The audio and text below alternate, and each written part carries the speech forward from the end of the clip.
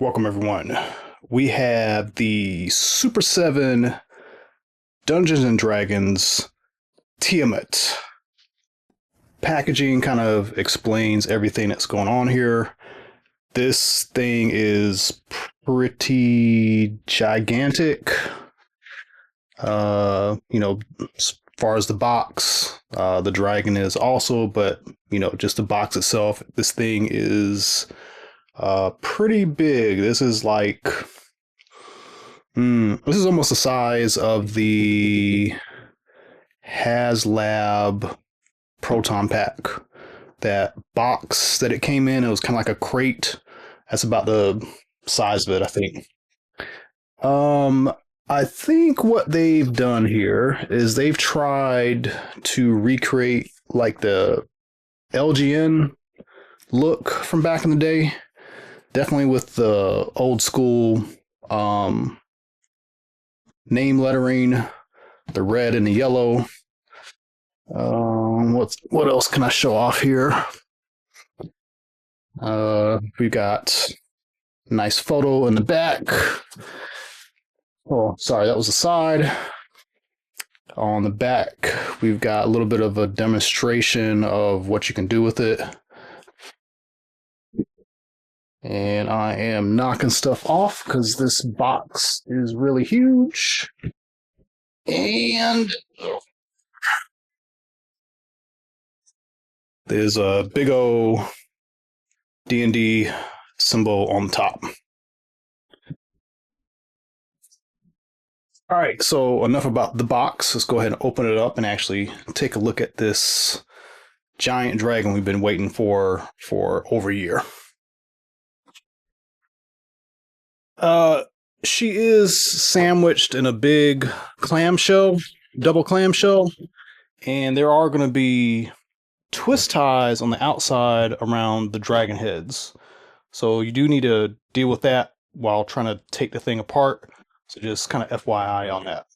There's also a little spacer for the, back, hump area of the dragon. And after you get done with all of that, you can take Tiamat out. As you see, there is a bunch of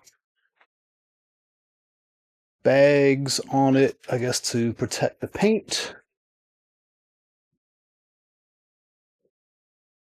This is rotocast, so it's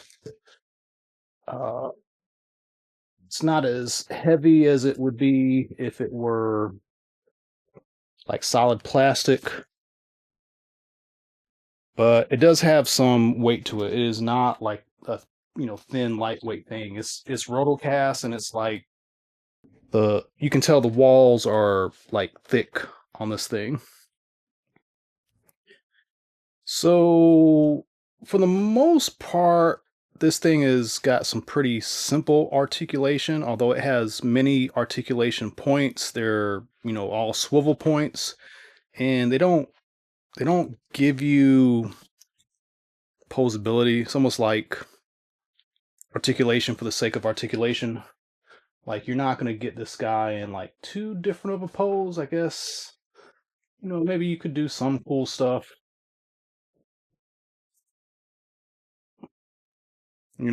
But for the most part, it is designed and engineered to be in this, this four-legged pose.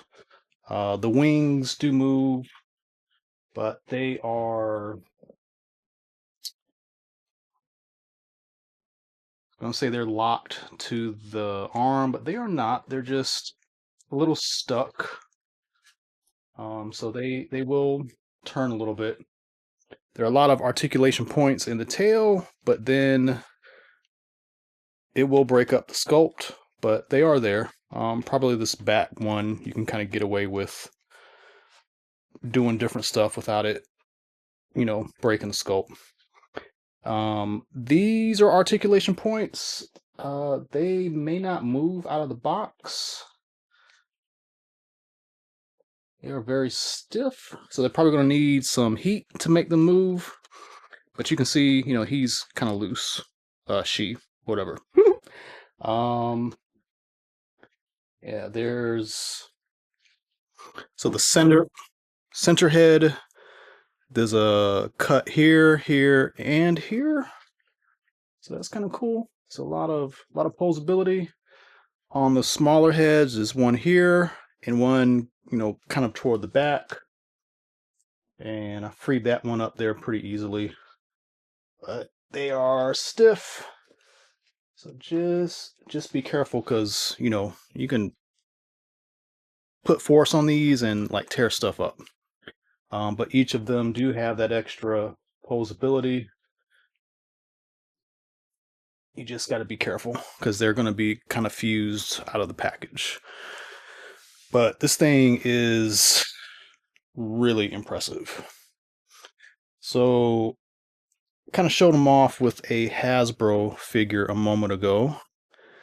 And this is definitely more opposing, with that scale. But